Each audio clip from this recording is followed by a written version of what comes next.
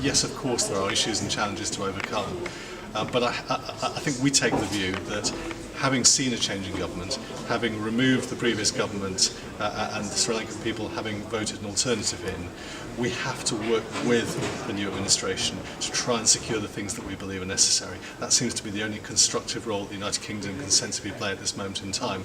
On the one hand, supporting the international investigation, on the other hand, really trying to encourage the new administration to sort out a long-term solution, and that's very much what the Foreign Office is trying to achieve and what Hugo Swire is out there to try and achieve. An incredible privilege to represent your community. I'm standing in front of this banner which contains the appalling statistic of the number of people estimated to have lost their lives in the conflict. And we all work within our parties raising this issue with colleagues who maybe don't have a Tamil community in the constituency, and that has ultimately led to our government, to our Prime Minister, being the first world leader to visit the north of Sri Lanka and to bring the spotlight of the world's media attention to the terrible injustices that have been perpetrated on the Tamil community. That is your achievement. That has happened because you have campaigned. You have brought this issue to the attention of British parliamentarians, and we have done our job and raised that with colleagues. So I want to congratulate you.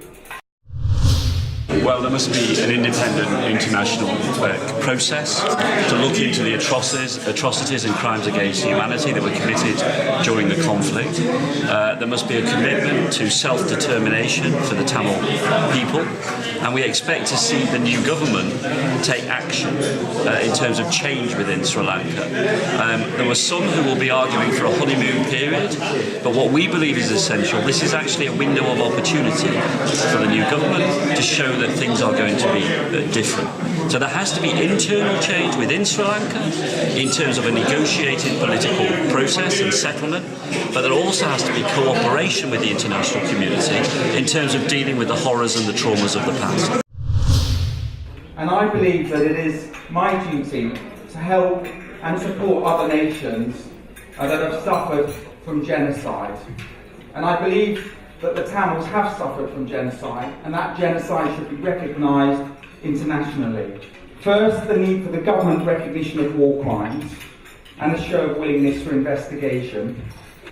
The need to introduce safer regulations for journalists and investigators. And finally, the absolute necessity of scrapping a repressive act which contributes to the ongoing oppression of the Tamil community. And ladies and gentlemen, as I look behind me and read of the 146,679 missing, I say, Je suis Tamil. The Tamils deserve the recognition of the genocide of their people. They deserve the right of self-determination, and they deserve the right to be treated equally before the law. The British government's got to make absolutely clear to the new government in Colombo that they have to cooperate with the UN international independent investigation into war crimes allegations during the Civil War. That is absolutely the only way that the Colombo government can rebuild the trust. Under the previous government, there was no trust. Not only had they conducted the war in the way they did, but there was no attempt to rehabilitate and to offer peace and for reconciliation.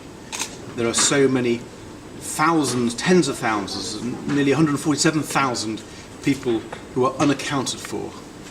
The only way you can rebuild trust both with the Tamil people and frankly the international community is if they cooperate with the UN investigation.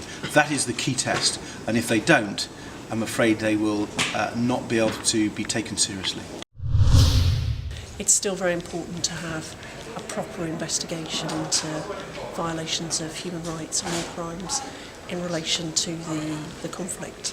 That's something that it's crucial that all these matters are properly investigated because of the terrible tragedies that occurred during the conflict, particularly in its closing weeks. I'll continue to support the work of the Tamil community in Britain. They've done a fantastic job in highlighting their grave concerns about the injustices done to Tamils over over many years. That's one of the reasons why I'm here, to show my strong support for British Tamils, but also for that much needed, proper, fair, negotiated settlement in Sri Lanka. I have a very strong working relationship with the Tamil community in the area that I represent.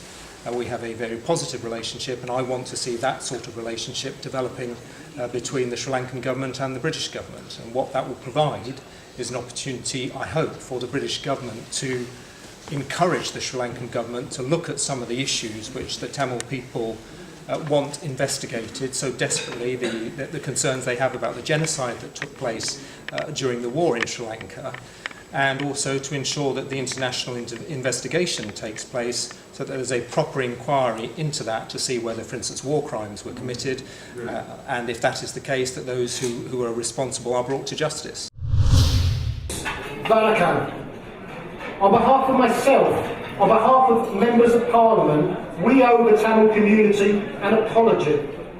And that apology is for, we are now trying to get justice for those who lost their lives. We should have tried harder to make sure those people did not lose their lives. We should have done more. We must get justice for innocent people who were murdered and killed in a genocide. We have to get that justice, and I pledge, together with colleagues from across the political divide, we will continue until we do get that justice and those that committed the crimes are held accountable. It is simply now my role to welcome you, to wish you a lovely evening, and to wish everyone Nandini. Thank you very much. First of all, I want to celebrate the contribution of British Tamils to our country. Across every walk of life, from the arts to business to the economy, you make an extraordinary contribution. I'm proud of the Labour Party's relationship with British Tamils, and I'm proud of the contribution that British Tamils make to our country. And I am very clear, only a full and transparent, independent, international investigation into allegations of war crimes can be the first step towards satisfying and allaying the deep hurt and grievances of Tamils in Britain and around the world. That is the Labour Party's position. That will remain our position in opposition and into government, and that is the investigation that we want to see happen. I'm proud of the relationship that the Labour Party has with British Tamils. I look forward to that relationship going from strength to strength in the years ahead. And I'm calling for international investigation through the UN, carried out by the United Nations, into the ongoing genocide against the Tamil people in Sri Lanka, a genocide which has been there since the end of the Second World War, which has heightened in recent years, and a people that are still being abused and victimised by the state. And I call on the United Nations to instigate such an international inquiry and run one immediately.